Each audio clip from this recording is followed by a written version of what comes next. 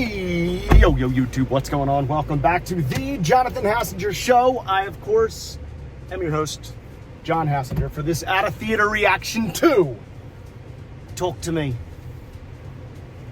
YouTube channel, Jackass, version 5.0 guys out of Australia who would do, they had a YouTube channel where they just would do Jackass kind of stunts. They also eventually made a bunch of short films. And they directed one of the scariest movies I've ever seen. And also one of the most clever horror movies I've ever seen. Like, this writing is, I don't want to say insulted by being called horror, but it shouldn't be wedged into just horror, because this movie does a lot in such a pace. It's really weird when directorial debuts nail so many kind of like fundamentals of directing in their first try. It's written in such a shorthand kind of slang that emotions, themes, whether they're lying or not, come across in real quick, few word sentence dialogue. But if you watched the trailer, which I knew by the trailer that this movie was really good, or was going to be good, or at least pique interest, because 3 people walked out, an old couple walked out, and just a woman, a younger, a woman my age, ran out. And the 2 scenes preceding them leaving were like, okay, if this is what's going to happen in this movie, I can't make it through the whole thing. And I respected their decision. And then the woman, the woman my age who ran out, it was a moment where it was like, oh, I thought we were done with this part of the movie. We're definitely not. I'm done. I can't do it anymore. It was so funny. This was a 1:10 Sunday afternoon matinee, and I think there were 2 or 3 empty seats in a 40-seat, little theater here at the Paragon in Delray Beach, Florida. I loved this movie so much because of how it was made, and not because of the experience I had while watching it. There are so many parts in this movie where I had to close my eyes. And it's not like I'm afraid to see things, but the actors they chose, the main character and the second lead, this younger boy named Riley, and then the main character, the woman named Mia. They're so believable. Their faces were such non-Hollywood faces. Not saying that they're ugly. They looked like real people that weren't acting. And when bad things were on the verge of happening to them, I could not take it. So kudos to the casting. Kudos to the sound design. There were weird sounds in this movie that I thought at times were just like kind of a show-off, but they had so much meaning. It was maybe like I was ignoring it because I didn't want it to have some sort of scary, creepy meaning. And then usually, then it ended up actually having sound design amazing. Like I said, the script, the dialogue, the plot, that was the most intriguing thing to me. It's like, you shake this hand, you say, talk to me, someone dead shows up, you say, let me in, or I let you in, and the spirit takes over you and kind of like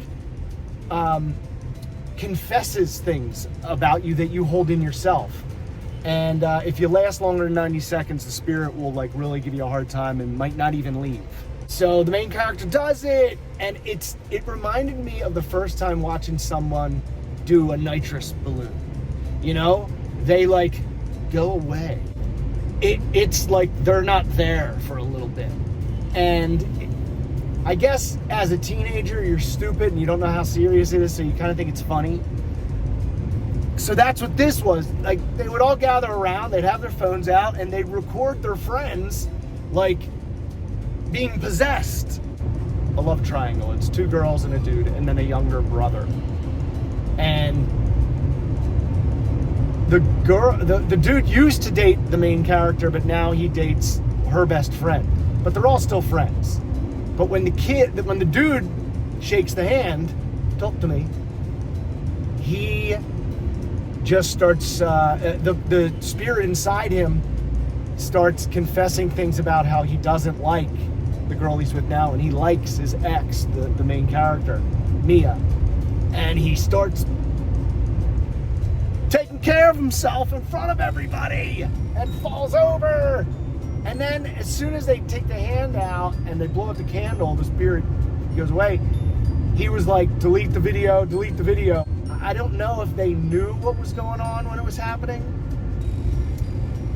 Maybe as I talk about it more, we'll understand that. But the core conflict of the film is Mia's reconciliation with her mother's death was an apparent overdose, accidental overdose on, sleeping pill. And her mom's spirit shows up when, against the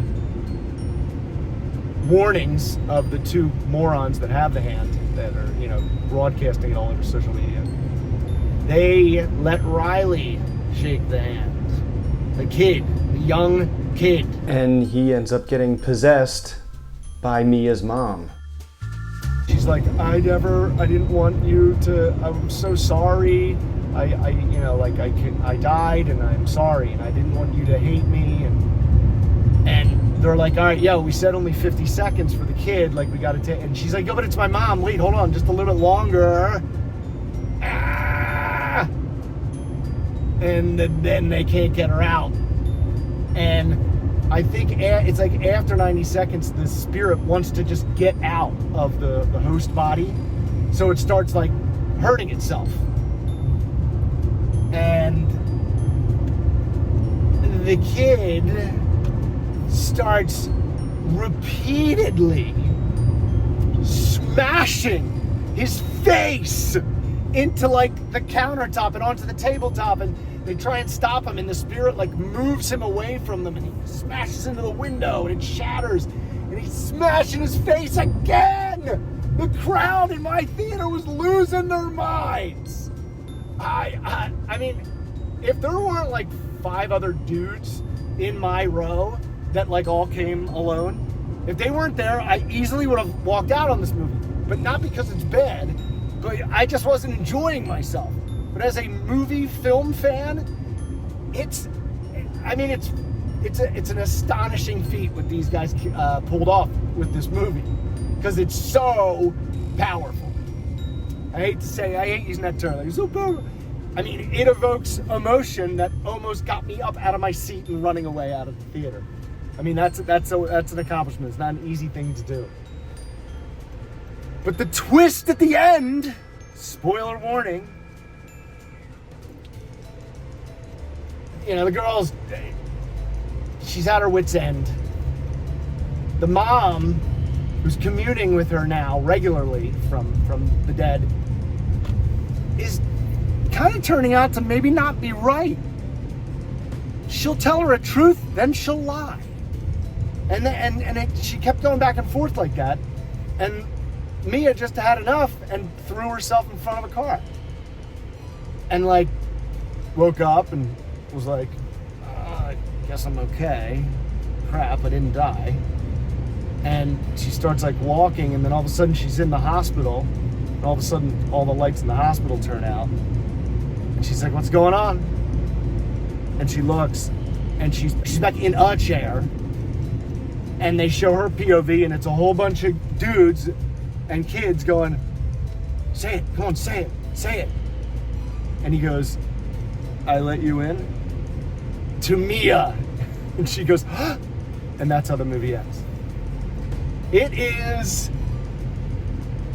just, now, I love movies, it's an experience. But this experience was exhausting. But it's movie making at its finest. I mean, Oppenheimer, movie making at its finest. Talk to Me can also be movie making at its finest. Let me know if you guys saw it. Do you plan to see it? I mean, if you like thrillers, see it. If you don't, close your eyes half the time like I did. Let me know what you guys think. Don't forget to like, don't forget to subscribe. I'll see you next week. I gotta go.